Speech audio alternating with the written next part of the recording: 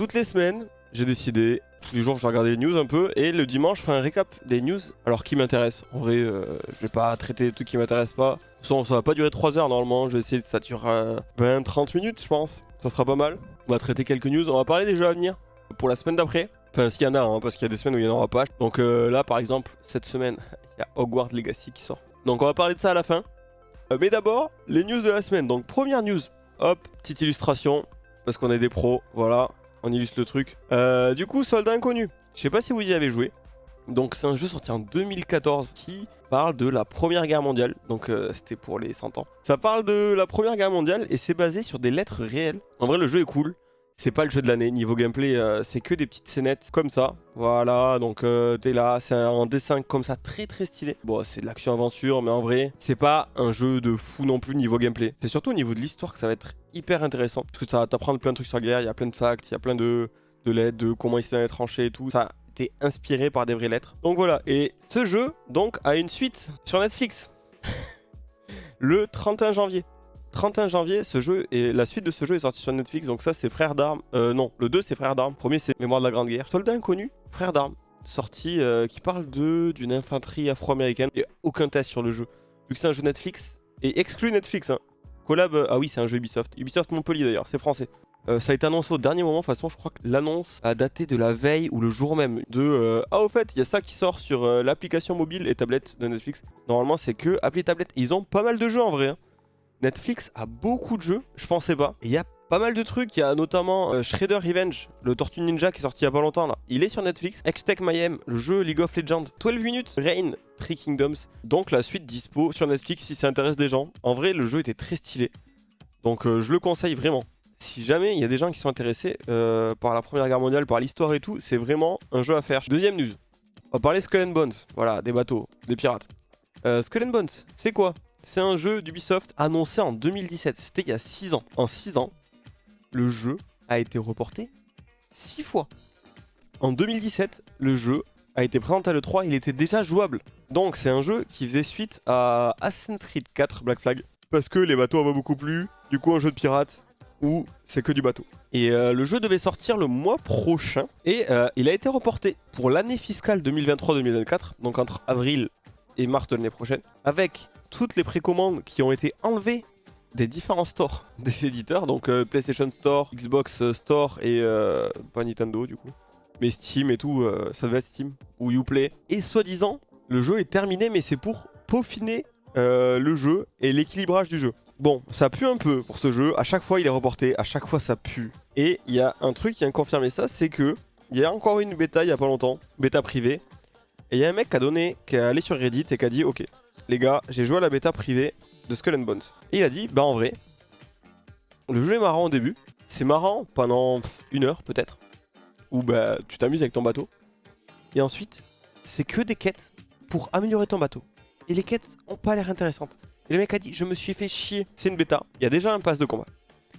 Il y a déjà une monnaie premium. Déjà de quoi faire de la thune. Par contre, et chose intéressante à noter pour un jeu Ubisoft, c'est pas buggé. Il n'y a pas de manque de texture, rien.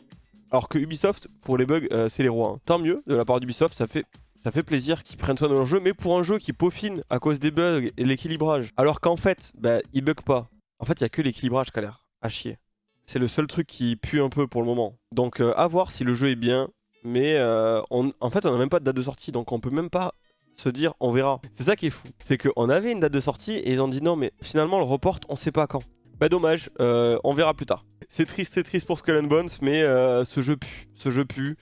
Il a été reporté trop de fois, ils ont pas confiance en leur jeu et ça se sent. Et en fait ouais le jeu a l'air bien fini mais pas intéressant quoi. Et je pense qu'ils le savent et c'est pour ça qu'ils l'ont reporté. Et là faut juste qu'ils trouvent un truc intéressant à en faire. Donc voilà, un peu triste pour ce jeu Ubisoft. Et un jour il sortira. Et j'espère. Alors je le dis hein, j'ai fini Black Flag. Ça m'a saoulé. Je l'ai fini juste parce que je kiffe Assassin's Creed et que je voulais voir la fin de Black Flag. C'est tout. J'aimais pas la phase bateau, j'aime pas les bateaux. Du coup ce jeu, il pue et de base il m'intéresse pas vraiment. Mais c'est intéressant de voir que Ubisoft il tient. Mais dur comme fer. Ils veulent pas lâcher ce jeu. Donc j'espère de tout mon cœur qu'il sera bien et que les gens qui kiffent les bateaux vont kiffer. Les gens qui kiffent Sea of Thieves, par exemple, vont kiffer. J'espère, hein, de tout mon cœur. Hein. J'espère pour vous, les gars, mais ça pue, c'est tout. On verra bien. toute façon, on a encore un an. S'il est encore reporté par contre, c'est terrible. Si, parce que déjà, là, on n'a pas de date. Pas de date. News suivante. Voilà, donc, ça, c'est un tweet de Julien Chiez. Alors, il y a une pub, contexte. Hop, on contextualise le tout. Il y a une pub PlayStation qui est sortie avec des extraits de plein de jeux PlayStation. Enfin, des extraits. Des, teasing de jeux PlayStation. Certains déjà sortis, certains pas encore sortis. Et en image hyper courte, on peut voir cette image-là. C'est un jeu, vas-y, je vais vous mettre le tweet en entier. C'est un jeu qu'on ne connaît pas, un jeu d'aventure apparemment. Or, comme le dit Julien Chiez, ça ressemble plus à la fille de Nathan Drake qu'à Lara Croft. Donc ça serait un Uncharted 5, possiblement, avec du coup la fille de Nathan Drake. Et j'ai pas joué à Uncharted encore, on les fera les Uncharted. On y jouera à Uncharted, mais j'aimerais bien qu'ils fassent des remasters du 1, 2, 3 sur PS5 quoi. Ça serait pas mal. Mais du coup, Uncharted 5, pourquoi pas? Problème, quelques jours avant, le directeur ou un mec de la communication de chez Naughty Dog qui a parlé d'Uncharted et qui a dit on nous force pas la main sur Uncharted, on peut faire ce qu'on veut, PlayStation nous laisse libre de ce qu'on veut faire. Donc là actuellement ils sont en train de se concentrer sur un Last of Us 3 qui serait un jeu multi, apparemment. Mais ils ont dit Uncharted pour nous c'est terminé. Enfin on n'a pas envie de se poser la question de comment on renouvelle le gameplay, ça on l'a déjà fait 4 fois. C'est compliqué de recommencer encore, donc Uncharted, on le laisse, c'est terminé. PlayStation ne force pas la main, on arrête là. Je crois que c'est 3 ou 4 jours après, il y a cette image qui sort dans une pub PlayStation. Du coup, Uncharted 5 sans Naughty Dog, fait par un autre studio. Alors il y a des rumeurs de studios et tout, par des petits studios, PlayStation, on sait pas trop. C'est des rumeurs, j'aime pas trop les rumeurs, parce que tu peux balancer une rumeur comme ça, et en fait, bah, ça veut rien dire, t'en sais rien, est-ce que la rumeur est vraie? Est-ce que c'est juste, les mecs balancent des rumeurs et au bout d'un moment ça tombe juste? Bah ouais, ça arrive. Moi je te dis, il y a un Splinter Cell qui va être annoncé cette année à l'E3, bon j'en sais rien, mais à tout moment ça devient une rumeur, et à tout moment c'est annoncé, et les gens ils vont dire, ah putain, c'est un leaker de fou, il sait ce qu'il dit, il a sorti un truc une fois et ça a été vrai. Non. Donc les rumeurs j'aime pas trop, mais là c'est une pub officielle. Ça paraît vrai, j'ai envie d'y croire. Et honnêtement, ça serait une opportunité de fou pour faire les Uncharted. News suivante. Là, ça va. Alors, ça va nous intéresser beaucoup plus ici. Pour ceux qui ont l'habitude de la chaîne, on fait beaucoup de Nintendo. J'aime beaucoup Nintendo. Et du coup, on va parler de Zelda, mais pas que. Des rumeurs. Alors, oui, j'aime pas les rumeurs, mais il y a des choses qui me font penser que celle-là est vraie. Je vous explique. Il y a des rumeurs sur un potentiel Nintendo Direct la semaine prochaine du coup. Ça a été, c'est Jeff Grubb qui dit que ce sera la semaine du 6 février. Donc à partir de demain, ouais ils sont un peu imprévisibles Nintendo, ils annoncent ça toujours au dernier moment en plus. Donc si on a la news, ça sera mardi ou mercredi et on aura le Nintendo Direct le lendemain. Et du coup un Nintendo Direct qui devrait nous parler de Zelda, mais pas que. Donc déjà pourquoi je crois à ces rumeurs? Nintendo fait 3 directs par an, tous les ans, enfin quasiment tous les ans.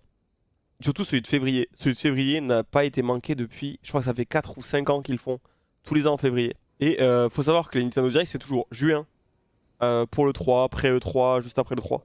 Par là. Juin, septembre et février. Et ils nous annoncent tous les jeux, ou ils nous parlent de tous les jeux qui vont se faire jusqu'au prochain Nintendo Direct en général. On a tous vu celui de septembre.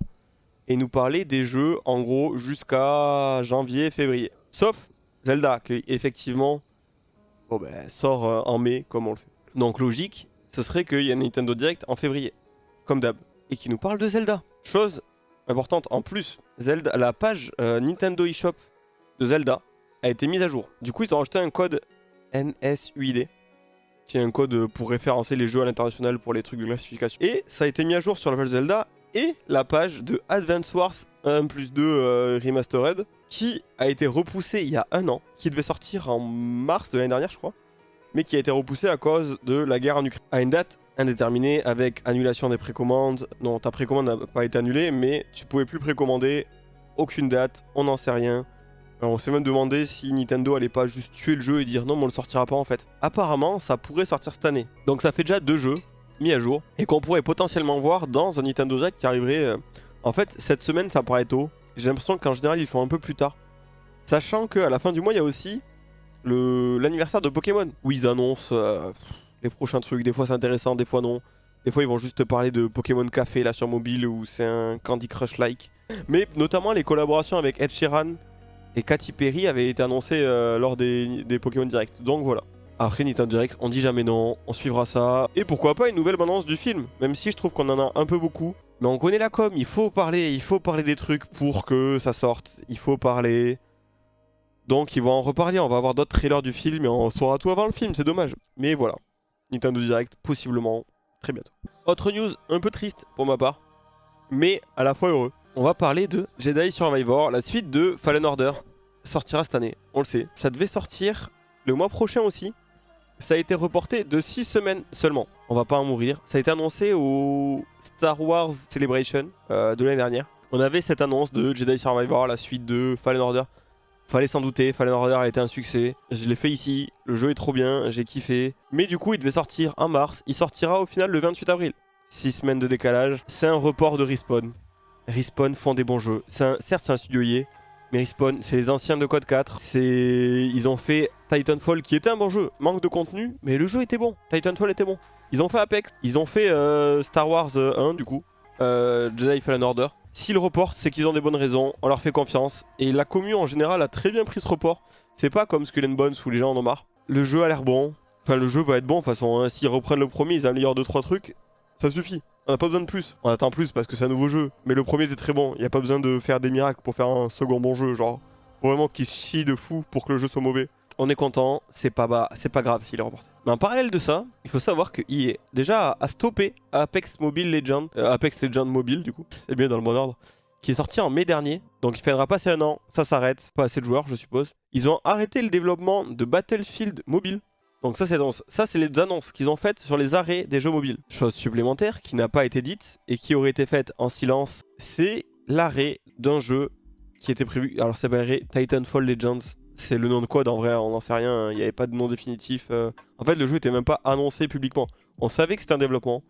On avait des rumeurs, on avait déjà entendu parler du jeu il y a un moment, mais pas publiquement, pas d'annonce, rien. C'était un jeu solo dans l'univers Titanfall Apex, qui est un univers mélangé, et toujours par Respawn. C'est le même développeur que Star Wars. Et du coup, ce projet serait annulé. Ce qui est dommage. En vrai, j'étais plutôt tenté parce que j'aime beaucoup Titanfall. J'aimerais bien voir un Titanfall 3, mais ça arrivera pas, vu les chiffres du 2.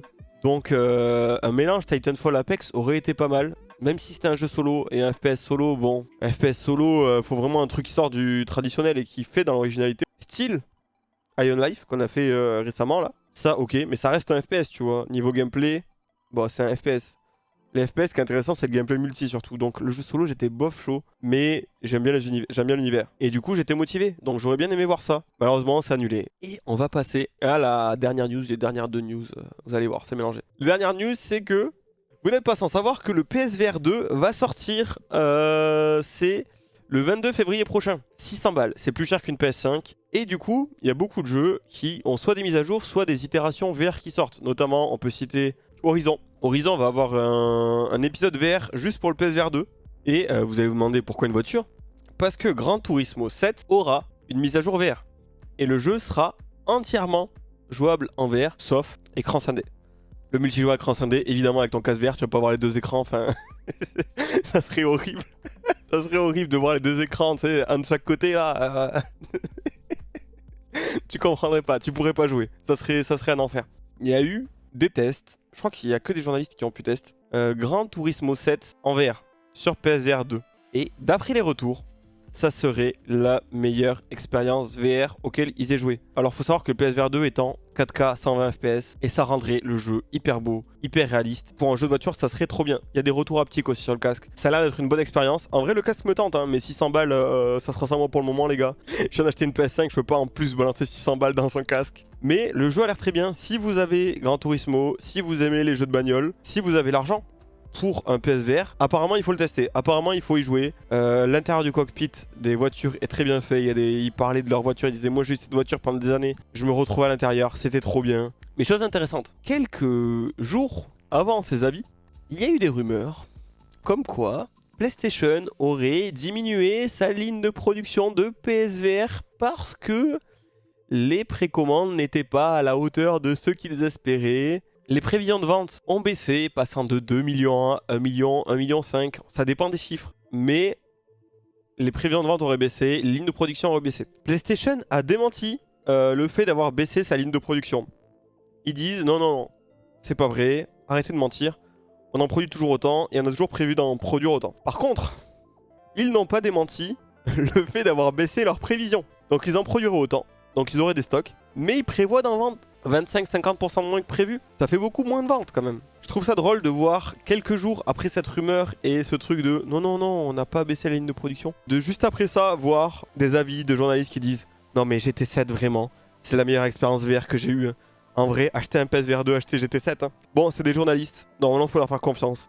Et en vrai, je suppose que ce test, évidemment, enfin ça ne peut pas avoir été organisé en 2 jours comme ça. Ce test était prévu à l'avance. Mais je trouve que les circonstances sont très drôles et ça fait très pub.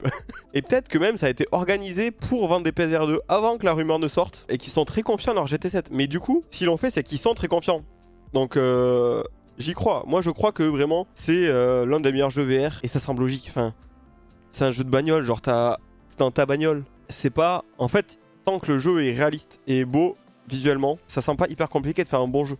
Gran Turismo est un bon jeu de bagnole, c'est un jeu de simulation. Donc si tu le mets en VR, évidemment que ça sera bien. Si en plus t'as des bonnes technologies, genre les retours haptiques et tout, sur ton casque, que t'as un 120 FPS, évidemment que tu vas te rapprocher de la réalité et ça va être intéressant. Donc oui, ils peuvent être confiants sur leur jeu, je crois vraiment que ça sera une des meilleures expériences VR. Mais c'est drôle que ça apparaisse juste après qu'on nous ait dit ils prévoient de vendre moins, donc en vrai, faut peut-être faire un peu de pub pour leur truc.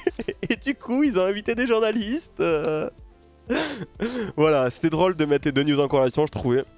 Donc voilà, donc si vous avez les thunes, achetez-le, profitez-en, vous allez kiffer. Du coup, fin des news, c'est la dernière, mais on va parler de la sortie de la semaine. La sortie de la semaine, c'est évidemment Hogwarts Legacy. Comment on peut passer à côté?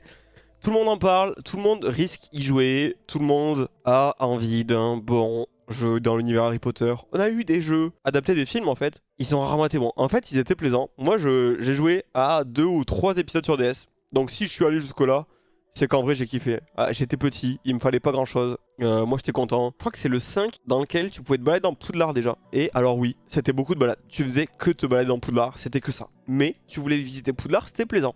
Après, c'était sur DS. J'avoue que j'ai pas eu la meilleure expérience. Bon, un jeu dans l'univers d'Harry Potter mais qui ne reprend pas les films. Où le terrain de jeu c'est Poudlard et les alentours. Tu peux te balader en balai, t'as des combats, t'envoies des sorts. Bon, sur le papier, c'est prometteur, ça a l'air sympa. Est-ce qu'on va y jouer? Alors il y a des retours déjà sur le jeu, les gens ont l'air de dire c'est assez bon. Ils ont eu très peu d'histoire, c'est surtout de la balade, quelques combats, des petites quêtes annexes, mais ils ont pas joué énormément. Certains disent ça a joué, en vrai il a l'air cool. T'as des roues de sorts, t'as des trucs différents. Et j'ai aussi entendu que le balai était lourd. Le balai était pas compliqué à maîtriser, mais pas forcément hyper agréable. C'est pas le truc le plus fluide à conduire, j'ai envie de dire. L'expérience de vol n'est pas la meilleure possible, elle aurait pu être mieux. Les sorts, ça fait pas mitraillette où tu fais pa pa pa pa pa pa pa, mais c'est pas loin quand même. Ça a pas ce truc de c'est stylé. Parce que ça reste une baguette qui envoie des sorts. Donc il n'y a pas ce truc de combat où les épées se tapent. Notamment dans Star Wars, les épées de laser qui se tapent, c'est stylé. Là, c'est des sorts envoyés. Après, pour les fans de l'univers d'Harry Potter, se balader dans Poudlard et juste envoyer des sorts avec sa baguette, ça peut être kiffant. Juste envoyer des sorts, tu peux être content de te dire waouh putain, je me balade dans Poudlard et j'envoie des sorts. Je comprendrai parce que moi, juste prendre mon sabre laser et faire comme ça me fait kiffer. Est-ce que je vais acheter le jeu? Alors je pense pas. Je pense qu'on va attendre les premiers retours. Si les premiers retours sont bons, on partira sur un achat. Si ça a des bonnes notes à droite à gauche, alors je vais pas me fier qu'à un avis, hein. Je regarderai beaucoup de trucs. C'est notamment ce que j'ai fait pour les previews. Parce que si t'écoutes les journalistes, ça a l'air très bon. Mais si t'écoutes des gens, des joueurs un peu plus streamers ou quoi, ah bah ils ont l'air d'avoir trouvé ça un peu redondant, surtout au niveau des sorts sur 1h30. Donc à voir sur plus d'1h30 du coup, parce que le jeu va être long. Non, moi je vais attendre les retours. Ça va être le mieux à faire. Attendre les retours et voir si on y joue. Si on y jouera, sera sûrement sur PS5. Parce qu'il y a une mission en plus. J'ai pas tout regardé non plus. J'ai commencé à regarder des vidéos à vie et tout. J'ai pas tout regardé. Parce que je veux pas non plus me spoil trop le jeu. Mais de ce que j'ai vu, il y a des quêtes qui ont l'air inintéressantes. Mais qui peuvent intéresser des gens. Des quêtes où t'as des tableaux, tu vas chercher des papiers en droite à gauche. Bon, tu vas chercher des livres. Ok, mais moi ça m'intéresse pas ça. Je trouve ça chiant. Surtout que le Quidditch ne sera pas de la partie. Le Quidditch ne sera pas là au début. Et est-ce qu'on veut pas du Quidditch nous? Mais si le balai est lourd, peut-être qu'ils se sont dit le balai est pas assez maniable pour faire du Quidditch. Il faut qu'on améliore le balai avant de sortir le Quidditch. Ou alors peut-être qu'ils se sont dit on vendra ça dans un DLC, ça va se vendre parce que les gens veulent du Quidditch. Et ça serait pas con de leur part parce que ça serait la vérité. Donc on verra. Mais pour ma part, j'y jouerai pas Day One, c'est sûr. Enfin Day One. J'y jouerai pas Day -3 parce qu'il y a les accès anticipés qui commencent le 7. J'y jouerai peut-être le 10, le truc c'est que le 10, on n'aura que les avis des gens qui ont joué le 7 et du coup c'est les gens qui ont pris l'édition de luxe et qui sont fans d'Harry Potter et qui du coup veulent absolument y jouer dès qu'ils peuvent. Ce sera pas l'avis des gens qui juste veulent un bon jeu, ce sera l'avis des gens qui veulent un jeu Harry Potter qui est stylé. Et du coup, ils auront peut-être un peu plus d'affect pour le jeu que les gens qui sont pas forcément fans d'Harry Potter, mais qui vont jouer au jeu quand même. Alors, je dis pas que j'aime pas Harry Potter, hein. Vous inquiétez pas.